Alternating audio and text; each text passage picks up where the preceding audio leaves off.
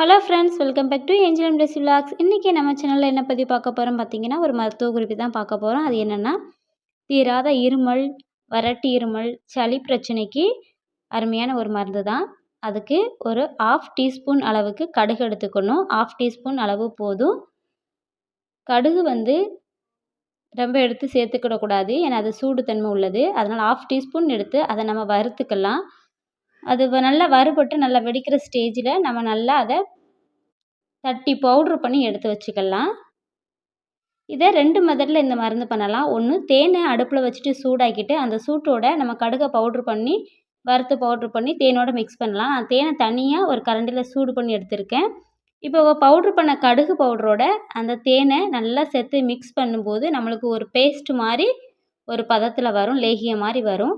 அதை நாம் சாப்பிடும்போது எல்லா இருமல், சளி பிரச்சனை எல்லாமே சரியாயிரும். இதை ட்ரை பண்ணி பாருங்கள். இந்த வீடியோ பிடிச்சிருந்துச்சுன்னா லைக் பண்ணுங்கள், கமெண்ட் பண்ணுங்கள். நம்ம சேனலை சப்ஸ்கிரைப் பண்ணிடுங்க. தொடர்ந்து அடுத்த வீடியோவில் சந்திப்போம். நன்றி, வணக்கம்.